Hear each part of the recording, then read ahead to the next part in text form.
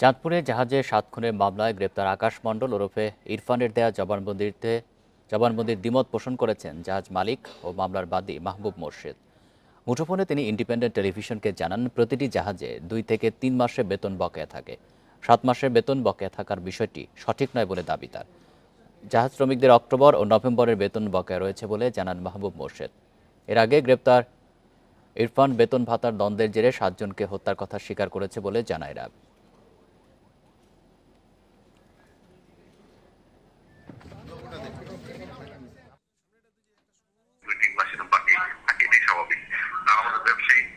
অবস্থার উপর আমরা বেতন পে করি, বুঝছেন না?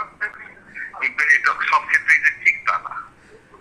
সম্ভবত এটা হলো November, October, November, December October চলতেছে।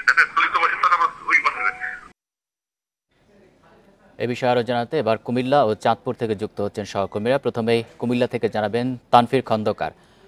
তানভীর, ইরফানের কাছ থেকে র্যাব কী ধরনের তথ্য পেল সে বিষয়ে বিস্তারিত জানাবেন। তাদের পরবর্তী পদক্ষেপ কী হবে এখন? ইরফানের কাছ থেকে আসলে যেসব তথ্য পেয়েছে র্যাব সংবাদ সম্মেলনে সেগুলো স্পষ্টভাবে জানিয়েছে, এবং সে তার মধ্যে যেটি ছিল যে কারণে এই ৭ জনকে খুন করা হলো সেটি ইরফান জানিয়েছে র্যাবের কাছে। র্যাবের ১১ উপাধিনায়ক মেজর সাকিব হোসেন তিনি জানিয়েছেন যে মূলত জাহাজের যে মাস্টার তার প্রতি ক্ষোভের কারণেই প্রথমে মাস্টার কিবরিয়াকে খুনের পরিকল্পনা করে।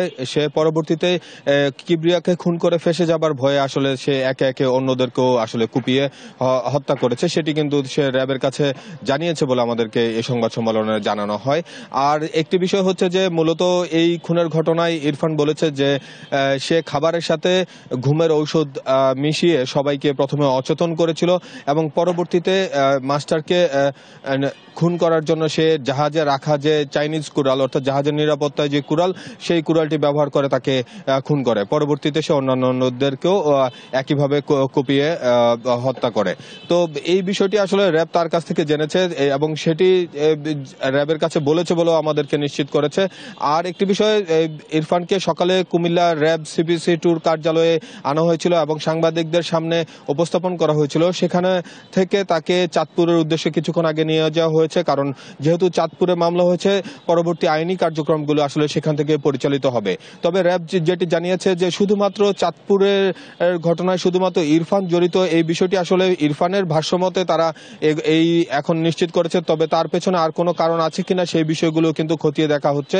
কারণ এই ইরফান যখন বলছিল যে তার মূলত যে মাস্টার কিবরিয়া তার সাথে তার মূলত দ্বন্দ্ব, সে বারবার করে বলে আসছিল জাহাজের অন্যান্য শ্রমিকদেরকে বা অন্যান্য যারা কাজ করে যে তারা যেন এই মাস্টার কিবরিয়া তাদের প্রতি যে অনাচার বা অত্যাচার করে আসছে সেই বিষয়টি যেন প্রতিবাদ করে, কিন্তু অন্যান্যরা সেই বিষয়টি শুনেনি, যে কারণে ক্ষোভের বশবর্তী হয়ে ইরফান মূলত এই কাজটি করেছে। তো এখন যেটি বোঝা যাচ্ছে যে শুধুমাত্র একজনের রোষের প্রভাবেই কিন্তু এই ৭ জনের মৃত্যু হয়েছে। তবে বিষয়টি আসলে আরো তদন্তপূর্বক আসলে জানাবে বলে আইন শৃঙ্খলা বাহিনীর পক্ষ থেকে বলা হয়েছে।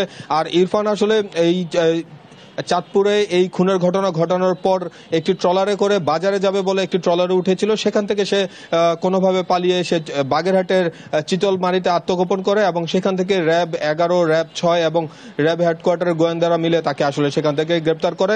তার কাছ থেকে যারা নিহত হয়েছে তাদের ৫টি মোবাইল ফোন, রক্তাক্ত একটি জিন্সের প্যান্ট, গ্লাভস এবং তার ব্যবহৃত যে ব্যাগ, সেগুলো কিন্তু আলামত হিসেবে জব্দ করেছে র্যাব। তো এই ছিল আমার কাছে কুমিল্লা থেকে চাঁদপুরের ঘটনার সর্বশেষ খবর।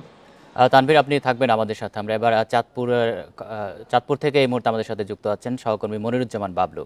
বাবলু, জাহাজটি কি যে জায়গায় ছিল সেখানে রয়েছে নাকি সেখান থেকে সরিয়ে নেওয়া যাওয়া হয়েছে? আর ইরফানকে তো চাঁদপুরে নিয়ে যাওয়া হয়েছে, তাকে কোথায় রাখা হয়েছে সে বিষয়ে জানাবেন।